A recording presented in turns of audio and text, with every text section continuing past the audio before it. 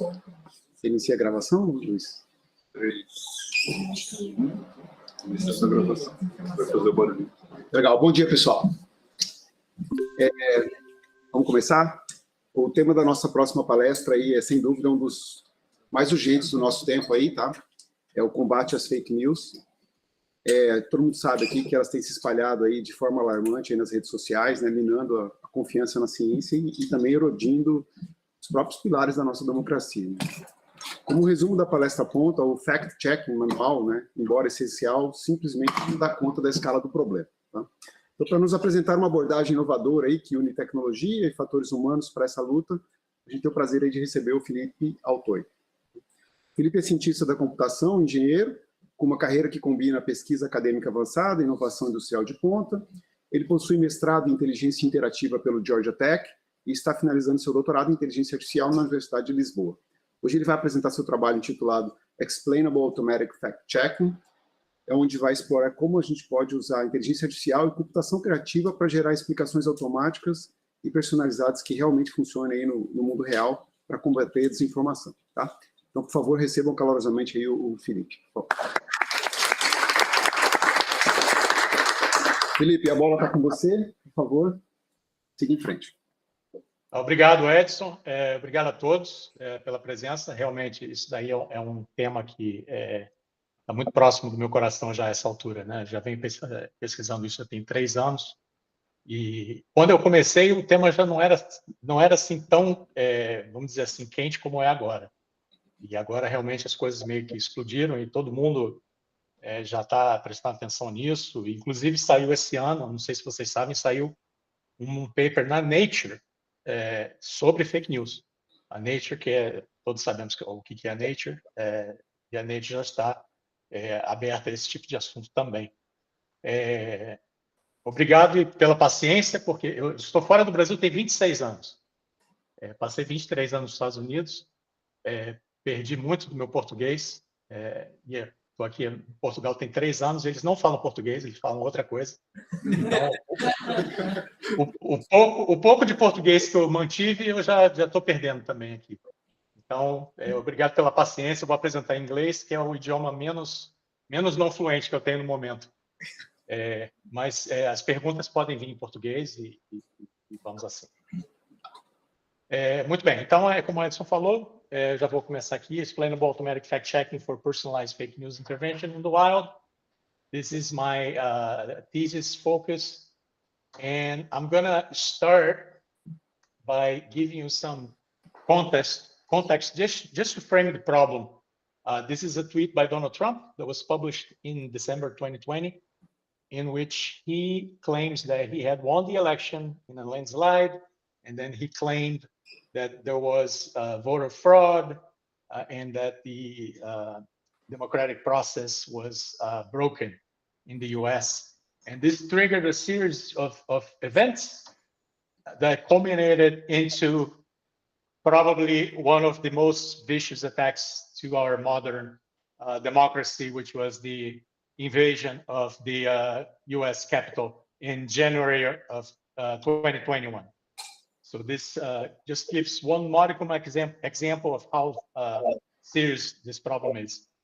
Now, just to go back in time a little bit, this may seem obvious now, but back in 2020, when fake news research was still kind of crawling, Goswami did a study that showed that online fake news spread tends to be viral. It mimics the spread of viruses.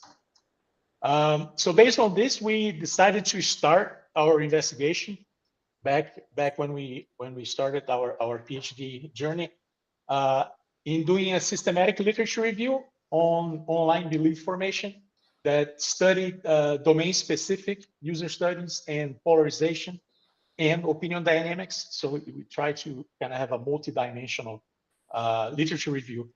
And we got 2 important conclusions from it. The first one was that individuality is the single most influential force in online belief change. And within individuality, we had psychosocial constructs and emotional arousal. as two main drivers, and that polarization is the leading blocker of belief change. And that polarization was cross-correlated between different subjects, and it was highly influencer-driven. So let's deconstruct the first one a little bit. Let's look into individuality a little bit.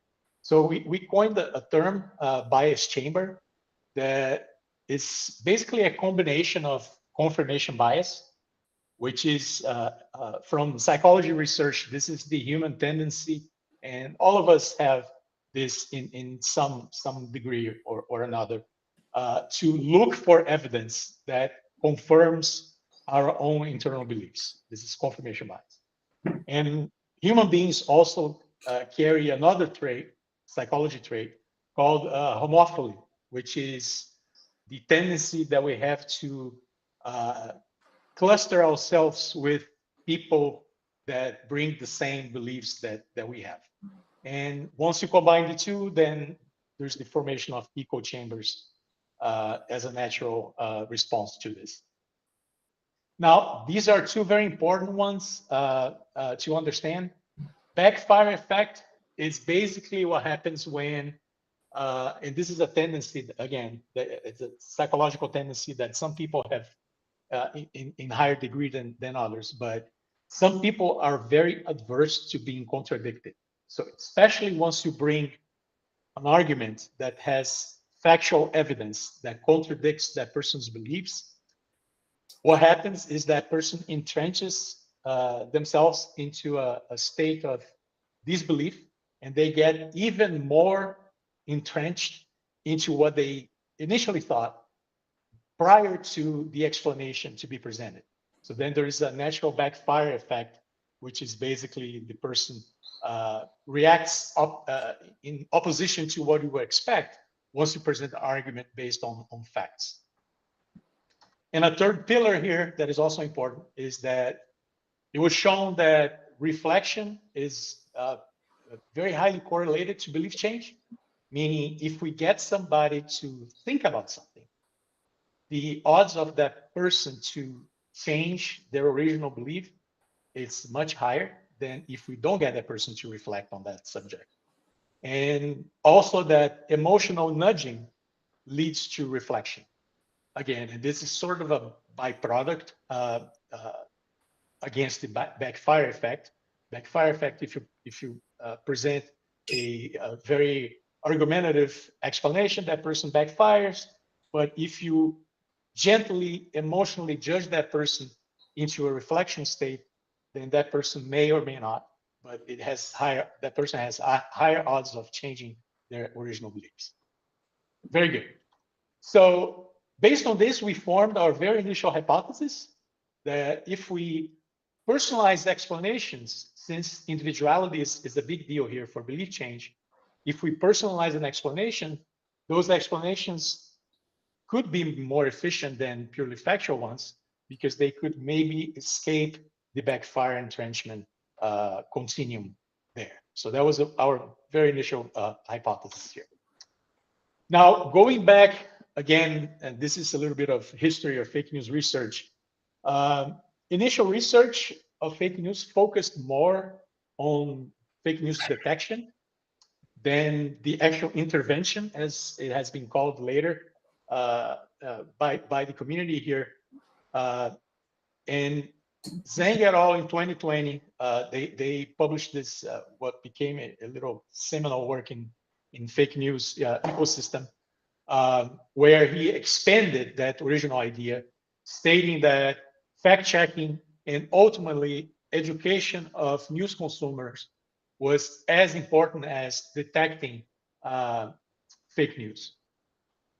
Now, what he proposed here at the time was that intervention should be done through what he called immunization of users through news. And if we look back to philosophy of science, this has roots in a theory of explanation that is called non-pragmatic explanation, which states that an explanation can be considered good if the explanation presents enough factual evidence to be correct. So the focus of the explanation is in the correctness of it. Now, based on the research that we did, we found that this being fact heavy, this most likely won't work because of entrenchment and backfire effect, and because of the echo chambers that form as a natural tendency of human psychology. So then we proposed to the community personalization that was psychology-based and emotion-based, that was more rooted in the pragmatic explanation camp of philosophy of science, which was much more human-centric because it was more concerned about how much the recipient of the explanation would absorb from the explanation, not as much about how fact-heavy and correct the explanation was to begin with. So this was much more focused on the news consumer or on the recipient side of the explanation than on the explanation itself, as the community had been proposed thus far. Okay, so based on this, we started experimenting with this to check for the validity of the hypothesis. And we started with a workshop that we did in which we tried to show or to research if there was some positive correlation between a person's cognitive preference and the type of explanation that that person would select amongst a list of possible explanations. And just to give a little refresh on cognition here, every person has 4 different types of cognitive preferences as far as learning goes. Some people learn better with text. Some people learn better by listening to a lecture. Some other people learn better by seeing visual artifacts in front of them. So we try to present explanations that would align with each one of these different types of cognitive preferences. But the problem with this is that even though we did show that there was correlation, the problem is this has very little practical application at scale. Because imagine in a social media scenario, it's ridiculous asking for people to take a cognitive test for us to know their cognitive style prior to us applying a given type of explanation. So we sort of abandoned this branch here of the taxonomy. And then we started experimenting with the creative explanation branch. And this is rooted in creative computing, which is another field of artificial intelligence that links creativity with cognition and artificial intelligence for automatic generation and presentation of artifacts, creative artifacts. So we did do a memes explanation that we presented to the community in 2024. And this is the model. So the idea here is that this was the first work that actually generated memes with a purpose, because up until that point, meme generation was, it could have been done automatically with some models, but it was fairly generic, just for generic purposes. There wasn't really a purpose. And we wanted to generate memes that had explanatory capacity to correct fake news based on our hypothesis. So we extended a knowledge graph that was published in 2023 that had some contextualization around meme templates. And the idea here was, based on some information from that knowledge graph, we would create some concepts, rhetorical concepts, meaning basically how or when a given meme would be applied, if you're trying to convey irony or sarcasm or whatever. So we did that using LLMs, and we used a multimodal LLM to do image captioning, basically to describe the image of a meme into a textual explanation. And then based on that, we did a what is called the reverse claim generation. So given this information, what could have been a claim and a claim explanation that could generate this meme should we be using the claim and claim explanation to generate a meme to begin with. So then we created this extended data set with this information. So we include the claim explanation, and some extra information there, image captioning, etc. And then this was pre-processed. And then to generate the meme itself, then we would need the claim, the false claim, and the claim explanation that would come from a human fact checker. Then we did similarity search within that database, extracted some candidates, and then we generated a meme explanation. And then we did a user study with 20 participants that they rated 18 different memes that were explanations for several different subjects, politics, immigration, what have you. Some results that are noteworthy here. The generated memes were related to the claim subjects and not to the claim itself. So they best represented the correction, not the claim. And that's exactly what we wanted. Otherwise, we would have been creating fake news because you would have been reinforcing the claim, the false claim, instead of trying to correct it. So that was a good first step. It didn't generate offensive content, which is also positive. And most likely the most significant contribution here is that we did show correlation between shareability and information seeking. And what is this? Shareability was the willingness of the recipient of the meme to share a given meme to their social network, basically a repost, if you think social media terms. And given shareability, if the person was willing to share, meaning if the person found it interesting enough, that person also showed a willingness to go seek for more information about the claim and the claim explanation itself. So that means that we basically demonstrated that if you give an emotional nudging, in this case through humor, the humor of the meme, that person could get into a reflective state, and you would basically seek more information about it, which is exactly what we want. Takeaways, even though that was the case, the meme by itself may not contain enough information to be standalone, meaning people indicated that the memes require some balancing with facts to reinforce the explanatory concept of the meme, as well as meme context, because some people just didn't have context on the usage of the meme. As my kids used to tell me, I'm the internet uncle, and I have absolutely no meme culture, but they do. They do have culture in memes and all of that.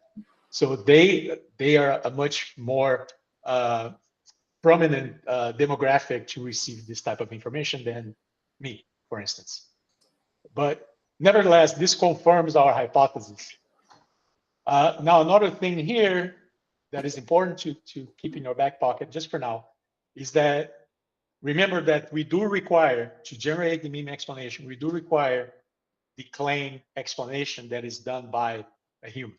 So just keep that nugget for now. It'll become important later. Okay, so then based on this, we refined our hypothesis a little more. And we said that, okay, personalization is obviously important, but personalization through emotional evoking explanation balanced with facts is most likely the most efficient one, and certainly more efficient than purely factual, as it has been the case thus far. Okay, so we've been focused on the individuality side of things, but remember, polarization is a big deal. It's the leading blocker of belief change. Now, this is arguably the most important finding of our literature review was that we were able to determine the dynamics of how polarization forms. So given a scattered opinion social network, just think several social actors and some influencers sprinkled into a network that doesn't have a formed opinion yet, if you present that network with a false claim, and if that claim is left unaddressed for a given period of time, what happens is that initially scattered opinion social network reorganizes into a series of polarized clustered echo chambers. So then what can be done at that point? We either treat the disease by applying personalized emotion evoking explanations on polarized cluster echo chambers, but the problem with that is entrenchment and backfire are much, much stronger on polarized individuals. So that means that our chances of success reduce quite a bit. And as you notice here, influencers are the polar attractors of these echo chambers. So the echo chambers form around them. And changing influencers' beliefs is extremely difficult, especially because some influencers become influencers because they create these personas that are based on polarization. So it's basically their survival. They will never change their minds. Or we try to address the cause. We go back to the scattered social network and we educate them by applying emotion evoking explanations prior to the network becoming polarized. Okay, great. That is a great concept, right? So let's just inform them and start that way. But remember, creative explanations and personalized explanations, all of them, they require human-generated summaries. And what is the issue with that? There are some organizations in the world now that their mission in life is to fact-check claims. That's all we do. All they do is to fact-check fake claims and claims. And the common denominator of these organizations is the figure of the human professional journalist fact-checker. Now, this activity, this human manual activity of fact-checking a claim takes about 4 days. Meanwhile, a given claim takes about a day and a half to reach medium peak virality.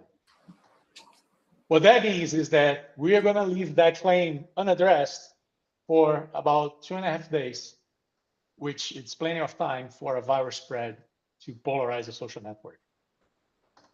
So at that point, we are really treating the disease. What we need is to bring that medium fact-checking time prior to that peak virality time, so we have a shot at preventing polarization to set. Okay, what could be the solution here? And this is yet another field of research called automatic fact-checking, which refers to the use of technology to verify the accuracy of narratives. And this is a little older. It's an older field than fact-checking itself. It has its roots in 2015 when Hassanal coined this AFC Holy Grail term that basically defines the AFC system as a system that detects claims worthy of fact-checking, automatically finds evidence related to the claim, classifies the claim in a multi-level scale of fakeness, creates an explanation to convince the reader of the classification, and it's used in the wild for claims of any subject. And all of this needs to happen in near real time. So that's the Holy Grail, AFC Holy Grail. Now, but what is the state of the art today, this year, 2025? These systems still require human annotation data sets that constrain adoption and affect accuracy. Overall classification accuracy, state of the art is at 68% for a 6-label claim verdict generation classification. This also constrains adoption because it erodes trust in the classification. This is also a big deal. These systems, they are very subject specific. People need to train AFCs specifically to the subjects of the claim, meaning that you need a different system for politics claims, you need a second system for health, immigration, what have you. And probably the biggest deal of all is that, and this is for several reasons, Daz et al. Found out that AFC to be used in the wild did require human in the loop to be efficient. So that means that we came to our own definition of Holy Grail, that maybe the Holy Grail is not really in the complexity of the fully automated as it has been so far, but maybe in the simplicity of human augmentation. So maybe the AFC Holy Grail should really be an annotation-free approach that is fully explainable, including all the intermediate artifacts, and is designed to maximize adoption. And all of this obviously needs to happen in real time. So then we developed our research questions. Can an annotation-free approach be used in a multi-label classification and explanation generation? And if the quality of the generated artifacts, what is the quality of that? And if that approach can really augment fact checkers in the wild. This is the pipeline, which is kind of like the result of that hypothesis. This is work that we presented at ICHCAI 2025 this past August. The idea here is that we create basically a RAG system, LLM power, combined with a machine learned classifier to do this in a way that mimics the human fact-checking activity. How do we do that? We start with a claim, and the claim is then decomposed into a series of questions. And this is exactly what human fact-checkers do when they fact-check a claim. They start asking questions to verify the questions that could verify the claim using different vantage points. So we use an LLM for that. Then we automatically search the web for yes or no types of decomposing questions. We then use an LLM to summarize and to merge all the evidence into a single explanation for each decomposing question. So at the end of the day, we end up with 10 decomposing questions and 10 explanations that were basically a compilation of several sources that were related and that came about because of the decomposing questions. So we then have a LLM step here that we ask the LLM, given the decomposing question and this RAG justification, the justification came from the RAG database, and the explanation that we compiled, is this decomposing question true, false, or you can't really tell based on the evidence. So what this gave us, this is probably the biggest change in paradigm in AFC research. AFC research so far tried to do multi-label text NLP, natural language processing classification, which is not only a very difficult problem, especially with fake news, because fake news have nuances that sometimes are very difficult to capture in a classifier. And that is why the state of the art was at 68%. But then by doing this, we basically transform the data set into a numeric data set, which can then be solved by using regular machine learning classifiers. We understand this problem very well in the community by now. And then we, given the verdict, meaning once you classify that claim as either in either multiple degrees of fakeness, then you pass that into an LLM, and then you ask the LLM to generate an article based on all that evidence, the claim, and you summarize that. And all of that, at the time of the publication, was taking about 15 minutes for a claim, which is much better than the 4 days to do this automatically. Now, some issues, obviously some things that we need to be aware of. Data leakage, as I'm calling. Since we're trying to replicate real-time fact-checking as much as possible, and I was working with claims that happened in the past from a given data set, we made sure that we only used retrieved URL evidence that was published prior to the claim date to prevent basically grabbing fact-check articles that were published after the claim, because that would basically be cheating. And our friend LLM hallucinations. So we did a script to validate and make sure that the URLs were all coming from prior to the claim publishing date. And we did a user study, as I will show you later, to look at LLM hallucinations. How does the claim classifier fares? This was the state of the art. This approach also used claim decomposition, as I showed, 68% accuracy. They did use annotated decomposition data set, whereas our system doesn't. We basically create the data set on the fly. Does not generate any explainability artifact in the process, and it does not generate a full verdict article, whereas our does. So comparing oranges to oranges, I grabbed the same data set that they did their work with, ran on our pipeline, 6 classes, and we did improve it in 12%. But even though this is very good results, I believe that the generalization is where the true value add lies for this.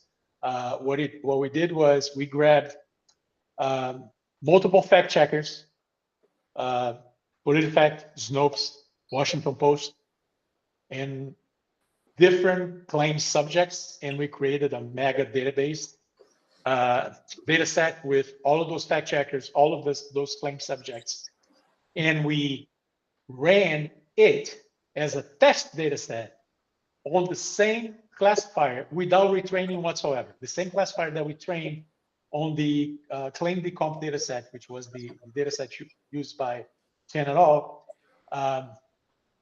And we got fairly decent initial results. Even though Washington Post and Snopes were 5 label data sets, and the PolitiFact were 6 label data sets, we combined depends on fire and false to create a 5-class data set because of nuances of classification. That we show that is possible, and we show that these are fairly comparable results to the old state of the art. So then what we did was, okay, let's then retrain. Let's do the good old split of training, test validation on this mega data set that we have, and let's retrain and optimize our classifier for generalization as opposed to optimize for political claim accuracy. And that's the results that I'm showing there. So I already show very good generalization and still good results for the original data set. And then the final model here shows excellent generalization, and it's the first journal as well for multiple fact checkers and multiple claim subjects without need for retraining. Now, human evaluation, we did a study with 103 professional journalists, from which 93% had fact-checking experience. We focused the study on the approach validity, explainability, and barriers to adoption, 5-point assessment, and we show some results here. The results were excellent, meaning that the journalists were behind our approach, even though in this study we didn't disclose that this was the AI-generated fact-checking process. We just stated in general terms that we were after their opinion about this fact-checking process in general. So we've been talking about journalist augmentation, right? But I wanted to give you a feel for how large this overall fact-checking field is. So this is basically another depiction of what we're doing, right? So we're making a claim, we're verifying a claim, and then we're generating an explanation for the claim. And I've been showing you research that we did specifically to augment journalists in the wild And I'm calling this augmentation intervention, just to kind of borrow the same term that Zhang et al. Introduced back in 2020. But if we look at other types of industries and markets, for instance, take enterprise risk management, for instance, reputation and brand protection against fake news is a huge deal. There are plenty of examples out there of companies that have competitors basically coming up with fake news, and the fake news virality ends up affecting that company's brand and even stock value. This has several examples of this in real life. Financial technology, especially the hedge funds, they have machine learning algorithms that automatically trigger trades based on market analysis that is done. So something like this could avoid false trade triggers based on fake news. Law, plenty of litigation that happens because of people incepting fake news in the industry. And ultimately, and this is arguably conceptually, emphasis on conceptually, if we think about it, what is an LLM hallucination? An LLM hallucination is a false claim by the LLM. So conceptually, one could think that something like this could be implemented as part of the guardrail of the LLM to prevent or at least reduce the LLM hallucination. That is probably the biggest problem that we see in the LLMs today, conceptually, arguably. Now, natural question is, okay, is this an academic pursuit, or can this really be used in the wild? We were approached by Polygrapho, which is the first and biggest fact-checking organization here in Portugal. And they asked us if they could try our pipeline. And there's a pilot program starting with them in mid-December. So yes, we can use this in the wild. And can we do this in Brazil also? Even though I've been out of the country for 26 years, I continue to follow the news, and I do see a need maybe for this there. This is a question that I'll leave open to the group. There are some organizations that are starting to do that in Brazil, but they are all manual, old school, professional fact-checking journalists heavy. Now, does this mean that the problem is solved? Well, we show you the annotation-free AFC system that we did.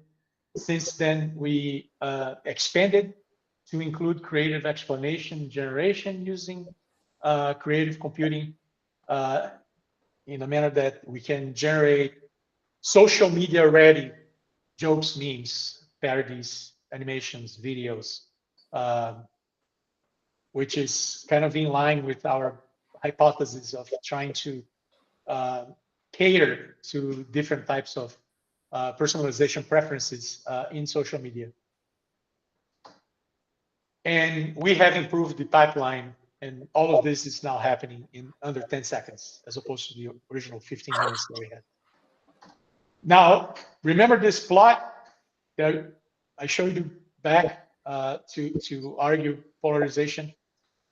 Now, we need the claim as the input, right? Even though we kind of did away with the need for the claim summary coming from the human fact checker, we still need the claim itself. And the claim is published in the temporal line here, is published here, right? That doesn't mean that we have access to that claim. Why? Because the claim selection is in itself a manual process that is done by, guess what, professional journalists. And the signals that they use is basically virality. So they wait for a claim to be viral, or not wait, but they only have visibility on claims that are viral. And then they make a decision to whether or not they should pursue that fact checking of that claim or not. So that means that we're really doing this, not that. And with this, we still leave this time open for polarization to form. So what we really need is to expand this even more to include some form of viral content prediction that happens over here prior to virality peak. So we actually have a shot at efficiently pre-bunking, and pre-bunking is a term that has been coined out there in the fake news research community. This is the pursuit, continuous pursuit now. Just to conclude here, and I wanted to leave plenty of time for questions. The systematic literature review that highlighted the need for exponential personalization. We need to expedite human-generated explanations to prevent polarization. Preliminary experiments highlight the need for emotionally evoking balanced explanations that we did, and we showed that they're more efficient, but simply combining them with state-of-the-art AFC was not enough because of the polarization curve. So we stated that explainable FC needs to have a different paradigm to be used in a while. And even with that, we still have a main problem here is that we still need to do efficient viral content identification. So we have a shot at preventing polarization to occur here. And with that, I thank you for your attention. All right.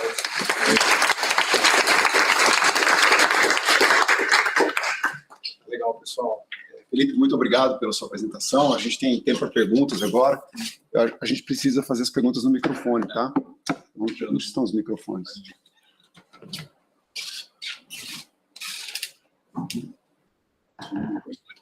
Tem que ligar. Está. Eu vou tentar monitorar aqui a sala do chat para as perguntas online. A gente pode começar com as perguntas aqui. Perguntas?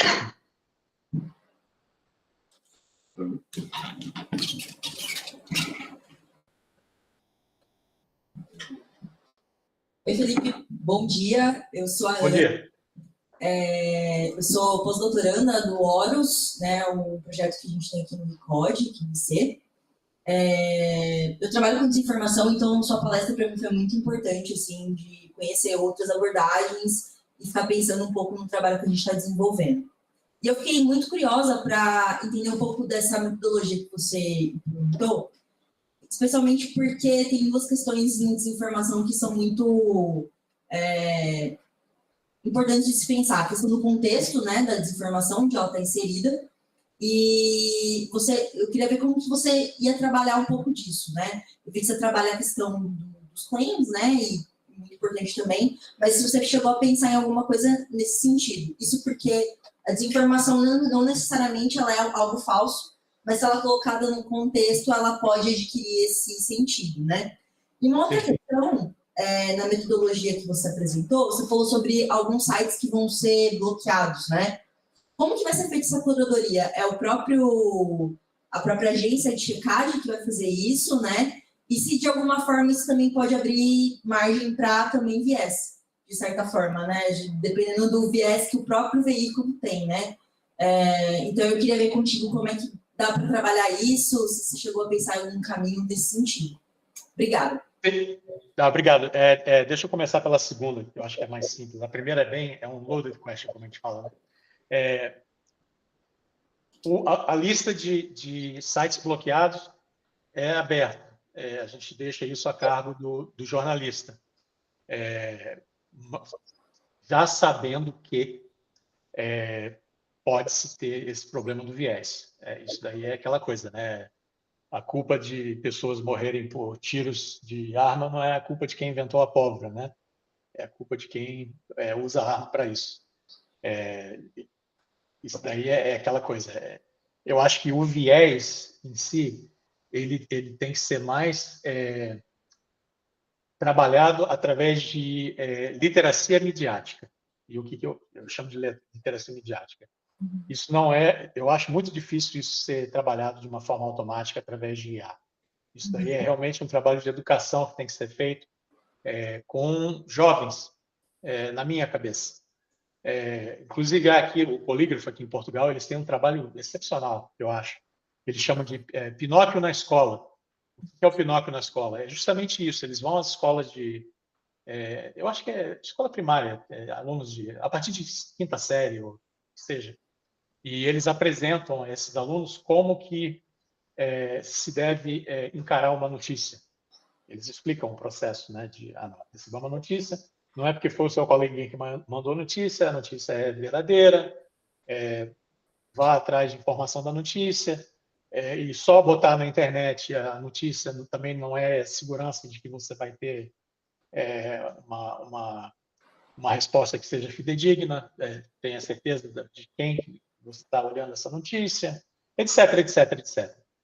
Eu acho que a literacia mediática, eu acho que é o que pode ajudar a humanidade com relação ao viés. Isso daí, infelizmente, pelo menos por enquanto, ainda não pensei numa maneira de automatizar essa proteção. Sim, essa foi a pergunta número 1. Pergunta número 2, o contexto. Contexto é um problema muito sério, porque não só o contexto da desinformação, como até o contexto da explicação.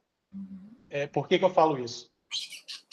Esse estudo que eu mostrei aqui dos memes, e isso foi uma coisa que eu não tinha me atentado, né? E foi um erro de metodologia meu que acabou se tornando um acerto, por sorte, vamos botar assim. Porque o que foi feito? Nós pegamos narrativas de um jornal de fact-check em inglês. E aí fizemos, né, o nosso trabalho, como foi mostrado aqui, e o pool de participantes do estudo foram aqui o pessoal aqui de Portugal. Então, e eu fiz entrevistas, né, também. Eles preencheram um formuláriozinho com as respostas que a gente estava a perguntar, mas eu fiz o qualitativo, né, com eles. E uma das coisas que eles falaram é que, eles não entenderam o contexto da própria notícia. Ou seja, aquilo não fazia sentido para eles nem para começar. A entrada daquilo já não fazia sentido para eles, porque era uma coisa da Inglaterra. 2, a cultura de memes que a gente usa é predominantemente americana, porque aquele Knowledge Graph ele busca do Image Flip, que é um site de geração de memes, mas não vem ao caso. Isso é mais coisas que estão consumidas nos Estados Unidos. Então, a cultura de memes veio dos Estados Unidos. Isso foi apresentado para o pessoal que tem a cultura portuguesa. Então, teve uma desconexão brutal. Teve a desconexão com relação ao contexto da notícia, a desconexão com o contexto humorístico da explicação e a desconexão com o contexto da utilização do meme. Ou seja, foi uma sopa de letrinhas de desconexões. Mas a conclusão foi justamente essa, né? Que o contexto ele é fundamental para todos os passos da desinformação, desde a apresentação e o entendimento da narrativa, até o veículo que é usado para a explicação e o conteúdo da explicação e a demografia que vai ser a que consome a explicação. Não sei se eu respondi ou se eu dancei ao redor da pergunta. Não, respondeu sim. Respondendo sim, obrigada. É que realmente a questão do contexto, ela é uma questão que a gente fica pensando em como resolver. Porque às vezes a desinformação está ali, você vê que o conteúdo é verdadeiro, mas no contexto que ela está inserida, ela não é. E isso se alastra num ponto de gerar outras e outras desinformações. Então, é um problema que a gente ainda está... Mas você sabe que muitas dessas nuances elas são pegas por esse pipeline. Esse procedimento que a gente faz, eles pegam algumas dessas nuances de contexto. Dá uma olhada nesse paper do Jikai. Eu até anotei aqui para dar uma olhada assim. Obviamente tem muitos problemas, né? E a gente faz umas manobras na classificação, porque o que a gente faz na classificação? A gente começou a classificar tudo de uma maneira única, né? E aí a gente, um dos datasets que a gente usou, que é do Snopes, eles tinham uma feature extra que era subclassificação. Ou seja, o tipo de claim. Isso é uma boa ideia. Apesar de ser um subset do nosso dataset, vamos fazer assim, vamos criar um bloco de LLM e a gente faz context learning, a gente mete os exemplos aqui de tipos de subclassificação, e vamos subclassificar esse dataset inteiro, mesmo os outros, e vamos fazer uma análise de quais subclasses de claims o classificador perde mais, quais que ele não classifica bem. E nós chegamos a um tipo de classificador que claramente, um tipo de subclasse, claramente era o que era o mais, tinha mais nuance. E o que a gente fez? A gente fez um pré-estágio no classificador, para quê? Para separar, pega o claim, faz parte dessa subclasse? Faz, vai para esse branch aqui do classificador. Se não é, vem para cá e é classificado de uma maneira diferente. E aí a gente fez um outro treinamento só para esse tipo de claim. E aí a coisa andou um pouco. Dá uma olhada nisso aí. E se tiver dúvida, dá uma olhada assim. Se tiver dúvida, me manda um e-mail, a gente pode discutir. Combinado. Obrigada.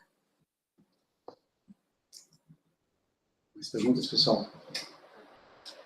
Pessoal, se alguém online, aí eu não estou falando do YouTube, tá? Eu não tenho acesso aqui à linha do YouTube, mas aqui dentro da sala, se alguém quiser fazer perguntas, pode colocar também direto aqui no canal de comunicação.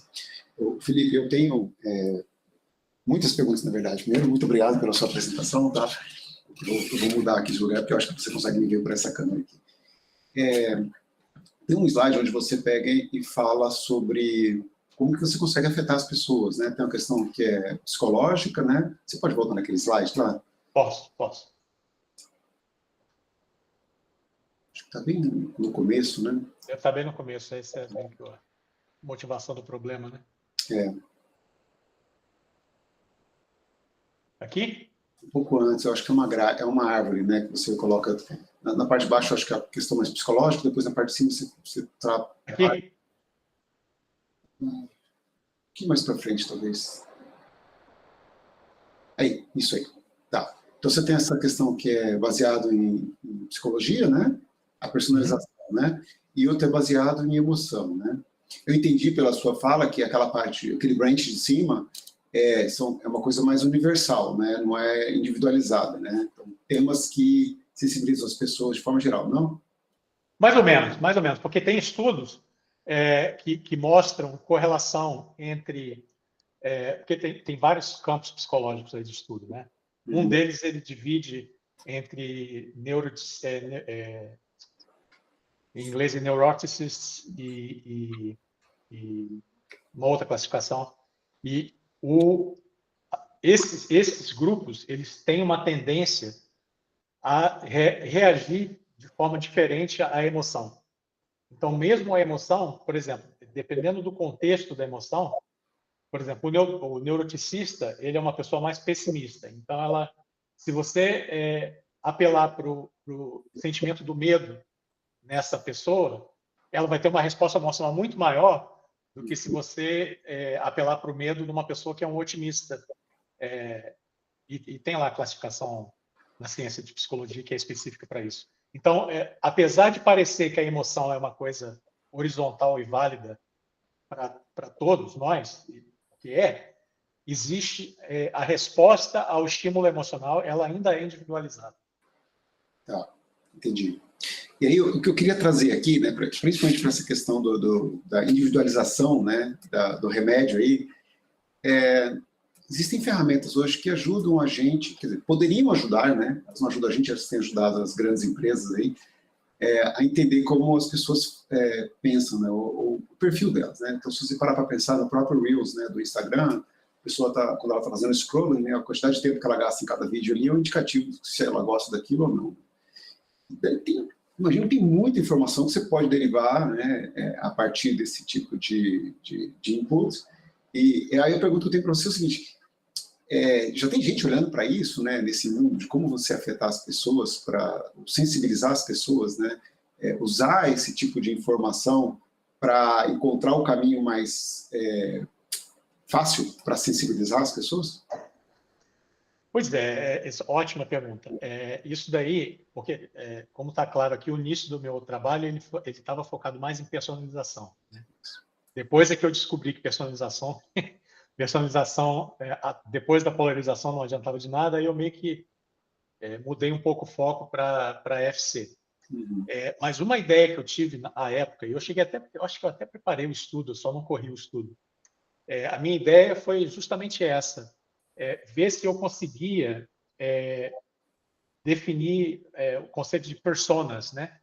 O que é uma persona? Uma persona é um conjunto de preferências de uma pessoa com relação a várias dimensões, né? Tem a preferência política, preferência religiosa, preferência ideológica, preferência de conteúdo midiático, preferência de conteúdo de social media, etc, etc, etc. A minha ideia inicial era fazer um estudo e tentar correlacionar, ia coletar esses dados de uma quantidade grande de pessoas e ver se eu conseguia definir personas que fossem mais receptivas a tipos diferentes de identificação. Uhum. Que seria quase que um recommender system, né? Se você Sim. pensar de uma forma assim mais macro, seria um recommender system para o tipo de explicação que aquela pessoa estaria mais aberta a receber. Muito alinhado com os recommender systems aí que nós temos, né? De escolha de filmes, etc, etc. Isso era uma ideia que eu tinha, e na época não tinha nada disso. Isso deve ter um ano mais ou menos, um ano e meio. Agora eu já não sei. Mas à época não tinha. Isso é uma área que eu tenho interesse em seguir, porque isso realmente é um complemento disso daqui, né? Se a gente conseguir personalizar nesse nível, porque a personalização aqui, como você falou, né? Apesar de ter nuances individuais de reação à emoção, o que já é um início, se a gente conseguir chegar a uma personalização a ponto de a gente ter um recommender system para o tipo de explicação baseado no contexto da notícia, baseado em informações que estão aí abertas em social media que a gente possa coletar, aí realmente a gente chega no, se eu usar o termo, no holy grail da personalização dessas explicações. Tá. Bom, e aí vem uma pergunta que é assim, um pouco mais uma reflexão. Esse tipo de ferramental que você está desenvolvendo, né, tem várias outras pessoas trabalhando nisso, é um ferramental muito poderoso, né? A gente fala de personalização, né, você conseguir mudar a forma como a pessoa pensa, né, seja usando emoção ou qualquer outro fator, você ganha, no fundo, um certo poder, né?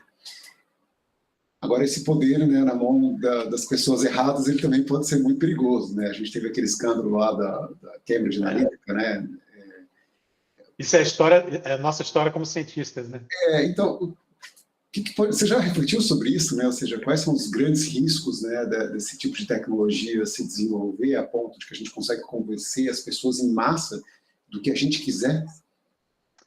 Isso vai muito em linha com aquele report que nós vimos, né, Edson, eu e você, que a gente estava lá no GICAI, aquele report dos riscos, né, da superinteligência, né, do Joshua Bengio, né? Joshua. Eu acho que é mais ou menos aquilo ali. Tanto que depois eu fui ler, não sei se você teve a chance de ler o report, eu li o report e ele coloca a desinformação como um das consequências, né, do controle de informação que pode ser um dos nossos downfalls como sociedade, né? E a superinteligência pode perceber que isso é uma fraqueza que nós temos, né, como sociedade, e utilizar isso, né? E mesmo antes da superinteligência, como você falou aí, né? Essas ferramentas elas estão ficando cada vez mais difícil, né, de detectar o que é verdade e o que é mentira. Se você combina isso com esse tipo de estudo psicológico e que já há coisas por aí, né? Se a gente for pensar, isso já é usado há muitos anos, né?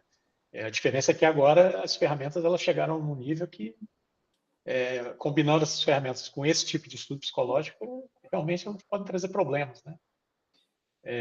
Tipo assim, sim, já pensei nisso. Agora, qual a solução? Não sei. Realmente não sei. Eu tenho pensado muito essa questão sobre regulamentação, né? Sobre como que a gente pode criar regras, né, ou leis que nos ajudem a nos proteger contra esse tipo de ataque, né? Se vocês pararem para pensar no WhatsApp, né, o WhatsApp ele vende aquela propaganda de que, olha, sua mensagem ninguém consegue ler, ela é criptografada ponto a ponto, né? Mas eles não divulgam, provavelmente, o fato de que eles sabem, apesar de não conseguir ler a mensagem, eles sabem quem está mandando para quem. Né? E uma mensagem que você recebeu, se você repassar, eles sabem que ela foi repassada. Então, eles têm a árvore. Eventualmente, obviamente, se essa mensagem chegar neles, eles vão saber que é a mensagem e todas as pessoas que enviaram essa mensagem. Né? Então, essa árvore, que inclusive é assim, a Meta tem todo o poder para detectar a disseminação de fake news. Né? Só eles olharem a velocidade com que essas coisas se disseminam, né? E isso poderia te ajudar, no seu caso, a reduzir aquele tempo lá. Né? Deixa eu só abrir uma janelinha aqui. A Meta, ela era um dos funding sources de... Eu li um relatório outro dia de fact-checkers.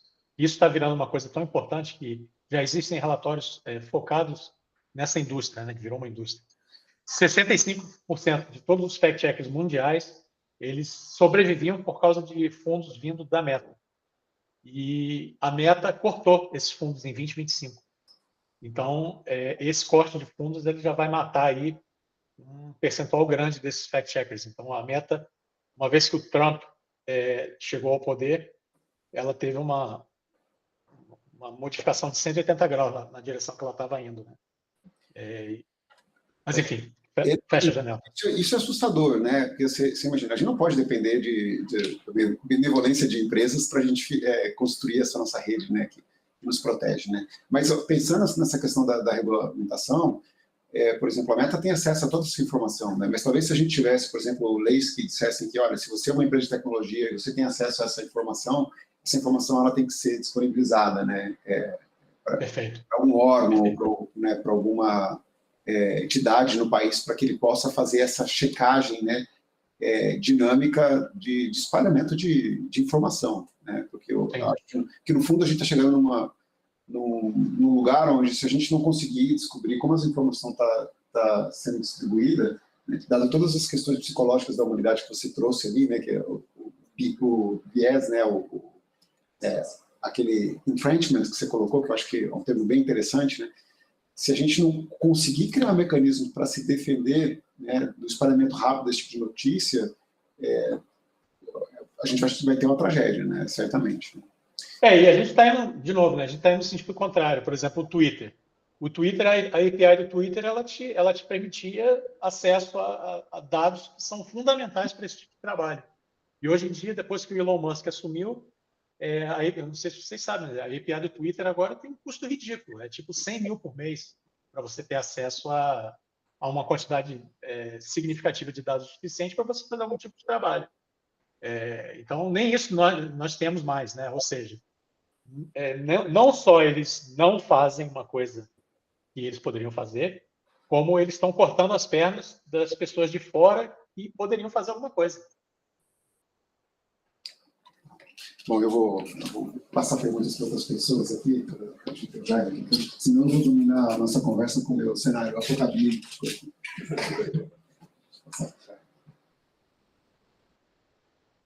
Oi, tudo bom? Parabéns pela apresentação. Obrigado. Pegando o gancho aí da parte que, às vezes, as grandes companhias não têm interesse em saber a verdade, a propriedade intelectual aqui no Brasil, fazer todo o pipeline que você fez, uma patente demora uns 5 anos. E você diz, nossa, em 5 anos muda tudo, muda até o processador, já vira obsoleto, né? Sim. Mas o INPI aqui no Brasil diz que isso é bom. Que esse tempo de demora é um tempo onde a patente fica escondida, porque quando você faz o line, ele faz o line lá atrás. Então, a pergunta é, a tua pipeline olha tudo o que está acontecendo antes da publicação, né, de fazer o PG line. Mas se isso muda, A pergunta é, você talvez está vendo, ou seja, tem coisas que você não pode citar que depois vai mudar. Se eu deposito uma patente agora, em 5 anos, vai sair pública, talvez aqui no Brasil, aí que o algoritmo vai ser contraditório com o passado, né? Porque mudou o tempo. Aí como seria essa singularidade? Sim. Entendi a pergunta. Esse bloqueio de data, ele foi feito mais para valor acadêmico, né? No final das contas. Por quê? Porque a gente queria demonstrar que isso poderia ser usado em real time, né? Os claims em real time. Mas, uma vez que isso seja implementado aí no campo, a gente não precisa mais, né, desse bloqueio, né? Porque, por exemplo, a gente tem um claim agora, que foi publicado agora, a gente tem interesse de ver tudo que tem a respeito dele por aí, independente de ser publicado antes ou depois, porque o claim ele já pode ter chegado para nós já com um defasamento, né? Por exemplo, a gente mostrou ali a curva, né? Até o claim ser identificado tem alguns dias, né? Desde a publicação. Então, do momento que o claim for publicado até o momento que nós começamos a fazer o fact-checking, tem aí uma data de informação que a gente pode e deve usar. Então, eu vejo a implementação isso no campo sem esse filtro de data. Isso foi feito mais para demonstração acadêmica do potencial de utilização da ferramenta. Obrigado. Mais perguntas, pessoal? Vamos fazer uma última pergunta, encerrar, porque daqui a pouco as pessoas precisam sair. Bom dia, Felipe. Muito obrigada pela apresentação. Eu fiquei curiosa quando você diz que a notícia é conferida com base em perguntas, como os jornalistas fazem, e eu queria entender como que é esse processo, então, de criar essas perguntas, porque que eu conheço de processo de avaliar fake news tem muito a ver também com características linguísticas, de tipo, é muito exagerado, ou tem muita interjeição, coisas desse tipo. Então, eu fiquei curiosa. Esse trabalho é preliminar, né? Esse é o primeiro passinho na direção, né? A gente tentou fazer o prompt engineering do LLM para que fosse uma coisa assim bem objetiva, ou seja, tem um claim, porque geralmente um claim ele é principalmente assim de político, né? Vamos supor. Ele tem várias nuances ali dentro, tem várias coisas ali, várias informações diferentes que estão ali carregadas naquela uma, duas frases. Então, as questões de decomposição, a intenção delas é justamente essa, né? Tirar esses assuntos que estão ali dentro daquela frase. Dito isso, nós fizemos um número fixo de perguntas de decomposição. A gente fez 5 para verificar que era verdadeiro, 5 para verificar que era falso, e fez um processo de prompt engineering bem simples, que fosse mais ou menos para provar a ideia.